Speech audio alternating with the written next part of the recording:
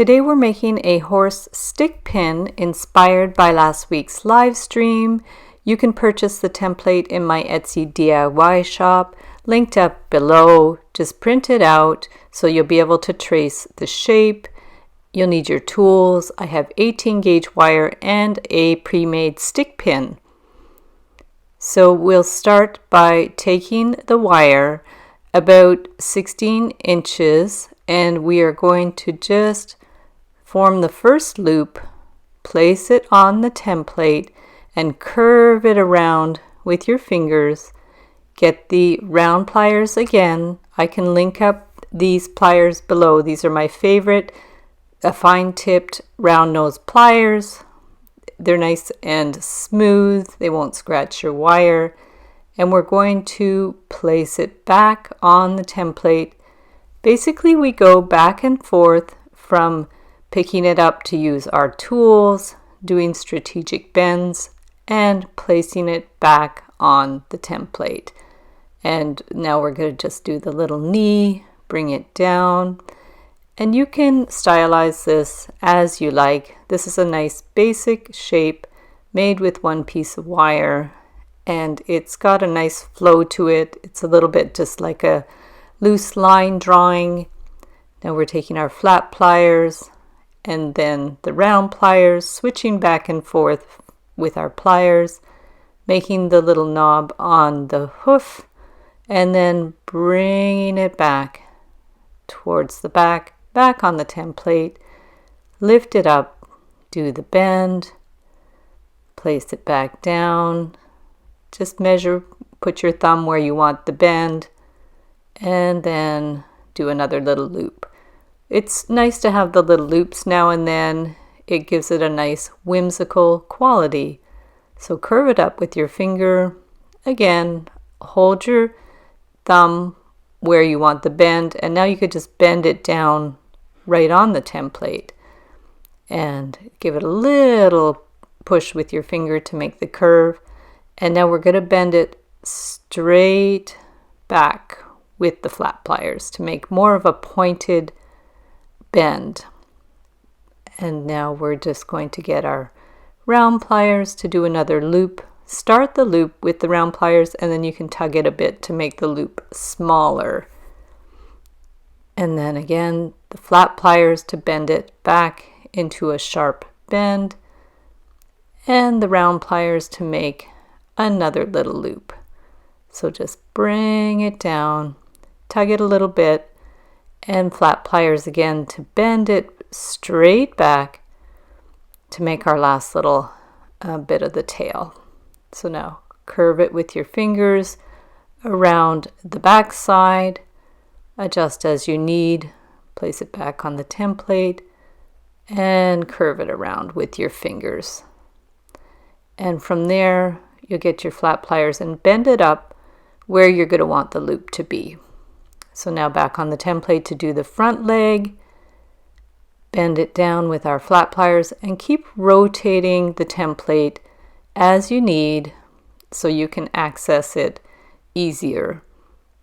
And just back and forth, little bends. I love these flat pliers too. These flat pliers I actually bought in Toronto. There is still a source available that I have linked up in my description. But any flat pliers are good. Just have a nice fine tip if you can. Now keep bending this around for the hoof. Push with your finger a little bit too as you need. Back on the template. You can get your pliers right in there to do any adjusting. And just little bends back and forth. Now the round pliers again, straight up. Just giving it a little bit more shape. Rotate the template. And then bend for the knee with the round pliers. And now we're going to do another little loop there. So we're going to just position it as we need. Back on the template. Sometimes it takes a little wiggling to get it just right. And then the round pliers to do the loop. And just start it with the pliers and then push it up and curve it around with your thumb. Now we're going to do around the head. So hold it where you want the bend, pick it up, push the wire down. And round pliers again to curve out sort of the chin and bend it out to do the snout. Flat pliers to make more of a sharper bend. Rotate your template and put it back on there. And we're just going to keep making our little bends, doing our little adjustments. Sometimes it's just the angle that makes all the difference. It's very helpful to have a template to follow the shape and to get the proportions correct. Horses are difficult, so it's nice to have a little template. So bring this around. I'm not going to do an eye. Sometimes I do a round circle for the eye, but I want this one to be more stylized. So bend it up for the ear and then adjust the angle as you need, and then back, just forming the ear. Little bends back and forth to get it right. Push it down and complete the first ear. Bend it out, and then we're going to do the other ear sort of more pointing to the back. So how to do that is I kind of do a backtrack thing where I'll bend it up and then towards the front, and this goes behind. So it has the impression that the ear, one ear is behind the other ear. So there we go. Those are the two ears. And just keep adjusting as you need. Bend it out. And now we have to form the mane. So we're going to do the mane a little bit like the tail. Hold it and curve it out with your finger a little bit. Pick it up. Use your flat pliers to push it straight back to make more of a sharp bend. And you can even push it in with your fingers to close the gap a little bit. And adjust it. Curve it out with the round pliers. And then take this and make a little loop. So very similar to how we did the tail. And then you want the loop quite small so you can actually pinch it in with the flat pliers. And now we're going to do one more of those just to have the impression of a flowing mane.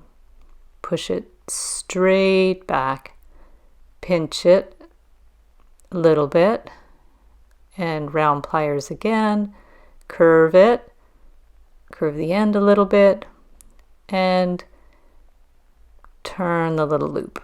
To start it with the pliers, and then pull it, give it a little tug, and curve it out for the rest of the back. Place it on the template to get the position, and with your round pliers, we're just going to start the curve so it doesn't get too distorted. It's a nice little hack if you want to attach two wires together and you don't want them to get pulled out of place. And then we're just going to give it a tug with our fingers. You can pinch it in a bit too with the flat pliers. Squeeze it right in there and clip the end. Pinch it in so there's no rough ends. Clip the other wire to about 3/8 to 1/2 inch and turn it around to make the loop. So this could actually be a pendant, but we're going to make a stick pin. I'll link up the tutorial or the live stream for the other pins I made on the live stream. So there's your completed, what could be a pin or a pendant. And so for the stick pin, this is a commercial stick pin. I've actually had this for years, but I'll link up where you can purchase these on Amazon. Just clip it to the length you want, do a little loop on the end, and attach it to your pendant, whatever you want to make into a stick pin. Close it up, and there you have the little end that goes on, and you're done. Little horse stick pin. So thanks so much for watching the video. Give it a big thumbs up if you liked it. Be sure to subscribe to my channel for lots more wire art and jewelry making videos. And if you'd like to share photos of your wire art and jewelry, be sure to join the Wire Makers Club on Facebook. And if you'd like to check out my work on Etsy, my husband and I specialize in custom wedding cake toppers and funky jewelry. I also have a mailing list, so if you'd like to sign up below, I'll send you my Wire Art Essentials ebook. So thanks again for watching, and we'll see you the next time.